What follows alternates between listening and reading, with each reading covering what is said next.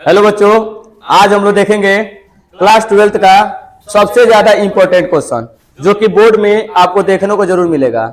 ये नंबर कभी कभी 8 नंबर का भी आता है, कभी कभी 5 नंबर में आता है। यदि 5 नंबर का ये क्वेश्चन आ रहा है तो आप इसको मात्र 3 से 2 मिनट में कर सकते हैं, मात्र 2 से 3 मिनट, इससे ज्यादा ये जाने वाला नहीं है। और आपको इसमें 5 नंबर बहुत ही आसानी से मिल जाएगा। इसमें कुछ नहीं करना होता है, एक रूल आता है प्रगुण नंबर P4 लगाया जाता है। P4 क्या होता है आपको याद होना चाहिए। P4 होता है कभी भी जो अपर लिमिट होता है, अपर लिमिट माने ऊपर वाला, ये अपर लिमिट होता है, ये लोअर लिमिट होता है। हम लोग क्या करते हैं कि जो अपर लिमिट होता है उसमें से यक्स को घटा देते हैं, अपर लिमिट में से यक्स को घटा देते हैं। ये होता है प्रगुण नंबर P4, इसी को कहते हैं P4।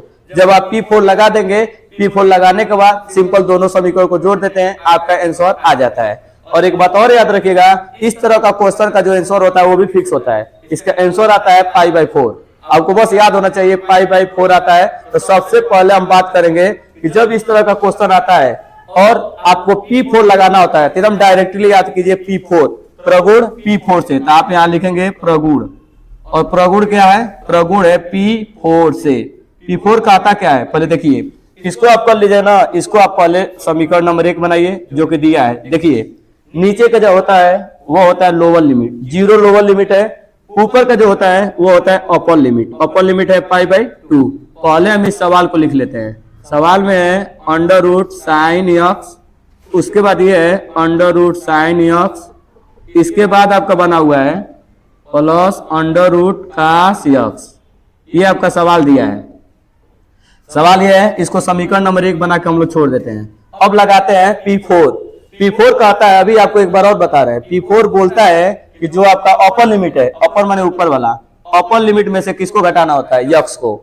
जहां जहां यक्स है वहां वहां कलाकारी करना पड़ेगा, और कलाकारी कुछ नहीं करना है, जो π/2 है उसमें से क्या घटा देना है, यक्स, बस इतना ही काम है। तो चलिए P4 से देखते हैं हम लोग। P4 लगाते हैं, P4 से P4 चलेंगे तो यहाँ लिखेंगे I बराबर हो जाएगा 0 लोअर लिमिट है, और ये π/2 क्या है आपका अपर लिमिट है, π/2 अपर लिमिट। ये रहा मेन बट्टा, और यहाँ पर लगाना है आपको, ये है साइन, और उसके बाद क्या लगा हुआ है, उसके बाद है यक्स। तो बोले हैं जहां जहां आपका यक्स है वहां वहां P4 का काम करेगा। और P4 का आता क्या है, P4 बोलता है कि अपर लिमिट, अपर माने ऊपर वाला, तो ऊपर वाला है π/2, उसमें से किसको माइनस करना है, उसको में से माइनस करना है यक्स को। ये माइनस कर दिए, यहाँ लगा दिए P4, फिर यहाँ भी यक्स है, यहाँ भी यक्स है, तो जहां जहां यक्स है वहां वहां ये काम करना है, वहां वहां क्या करना है, वहां वहां P4 लगाना है। तो देखिए यहाँ है साइन, उसके बाद क्या लगा हुआ है, उसके बाद है यक्स, लगाएंगे यहाँ पर फार्मूला। कहता है अपर लिमिट में से यक्स को घटा दीजिए, अपर लिमिट में से यक्स को घटा दीजिए। फिर यहाँ यक्स है तो वहां भी यही रूल लगेगा। रूल कहता है कि कास, उसके बाद क्या है यक्स, यक्स के जगह पर लिखेंगे अपर लिमिट में से किसको घटाना है, यक्स को। अपर लिमिट में से यक्स को घटा देंगे। अब देखिए क्या होगा आगे, हम सबको पता है कि साइन π/2 में 90, साइन 90 माइनस थीटा क्या होता है, कॉस थीटा। साइन बदलता है कॉस में, कॉस बदलता है साइन में। आपको इतना तो पता होगा कि 90 और 270 ये दोनों के दोनों चेंजिंग पॉइंट होते हैं, दोनों के दोनों बदलते हैं, लेकिन 0 और 180 में कोई नहीं बदलता है। तो आपको कभी भी 180 आ जाए या 360 आ जाए, सीधे कहिए 180 और 360, इन दोनों में चेंज नहीं होता है। यदि साइन है तो साइन रहेगा, कास है तो कास रहेगा।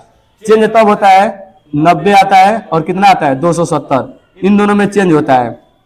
साइन है तो कास बनेगा, कास है तो साइन बनेगा। लेकिन इतना याद रखिएगा कि 360 और 180 में कभी भी चेंज नहीं होता है। तो यहाँ पे है 90 π/2 और चेंज होगा ही होगा। तो साइन चेंज होता है कास में और कास चेंज होता है साइन में। यहाँ पर हम इसको चेंज करते हैं, I बराबर हो जाएगा समाकलन 0 और ये हो जाएगा π/2, और चेंज करेंगे इसको। आपको पता है साइन चेंज होगा, साइन चेंज होता है कास में, तो लिखते हैं साइन 90 माइनस थीटा बराबर होता है कास थीटा। और थीटा की जगह पर कौन खड़ा है, थीटा की जगह पर यक्स खड़ा है। नीचे हम लोग देखते हैं, नीचे लिखेंगे तो देखिए ये है साइन, और साइन चेंज होता है कास में, लिखेंगे साइन 90 माइनस थीटा। तो साइन 90 माइनस थीटा क्या होता है कास, और थीटा की जगह पर कौन खड़ा है, थीटा की जगह पर यक्स खड़ा है।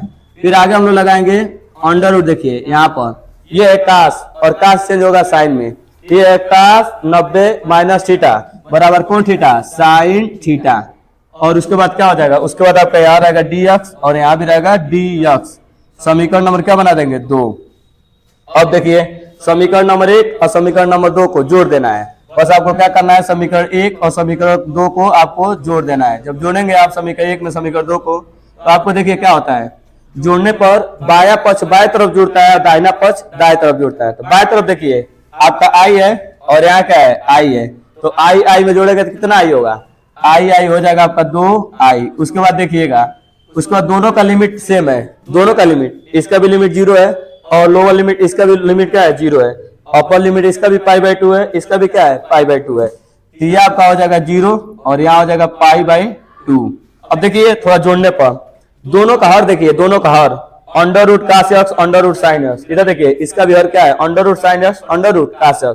तो दोनों का हर सेम है। जब दोनों का हर सेम रहता है तो अंश को डायरेक्ट जोड़ दिया जाता है, क्योंकि दोनों का हर एक ही है। दोनों का हर है √sin x plus √cos x। जब दोनों का हर एक ही है तो अंश को हम लोग क्या करते हैं, अंश को डायरेक्ट जोड़ते हैं। अंश में क्या है, एक sin x है, एक अंश में क्या है, cos x है। तो यहाँ पे डायरेक्ट जोड़ा जाएगा, तो ये हो जाएगा sin x और ये हो जाएगा √cos x और उसके बाद क्या होगा, dx। आप देखेंगे जोड़ने के बाद दोनों जो अंश में है वो भी हर में है, तो दोनों अपने आप ही ये कट जाएंगे। यहाँ पर कट के कितना बचेगा, यहाँ पर कट के बचेगा आपका 1। तो ये लोअर लिमिट, ये आपका हो जाएगा अपर लिमिट और यहाँ बच जाएगा 1। और 1 का समाकलन आप जानते होंगे, किसके सापेक्ष समाकलन हो रहा है, यक्स के सापेक्ष। तो 1 का समाकलन होगा यक्स। यहाँ से हो जाएगा 2i और यहाँ हो जाएगा 1 का समाकलन हो जाएगा यक्स। ये आपका लोअर लिमिट, ये आपका अपर लिमिट। एक बार रूल कहता है कि एक बार यक्स के जगह पर आप अपर लिमिट भरिए, फिर माइनस करके एक बार एक्स के जगह पर 0 भरिए। तो हम लोग क्या करेंगे, यहाँ पे यक्स के जगह पर एक बार π/2 भरेंगे अपर लिमिट और फिर माइनस लिखेंगे, एक बार यक्स जगह पर क्या भरेंगे, 0। तो 0 से कोई मतलब नहीं है, 0 तो हट ही जाएगा। यहाँ 2 गुणा में इधर जाएगा तो क्या करेगा, भाग। आई बराबर हो जाएगा π/2। ये आपका π/4 हो जाएगा, 2 में 2 का मल्टीप्लाई हुआ तो π/4। ये इसका आंसर हो जाएगा। तो इस तरह का हम लोग सीरीज लेकर आएंगे 8 नंबर का, 5 नंबर का, जो मैथ का सबसे ज्यादा बोर्ड में पूछे जाने वाला क्वेश्चन है। तो यदि आपको ये वीडियो अच्छा लगा हो तो शेयर कीजिए, कमेंट कीजिए और लाइक कीजिए। जय हिंद।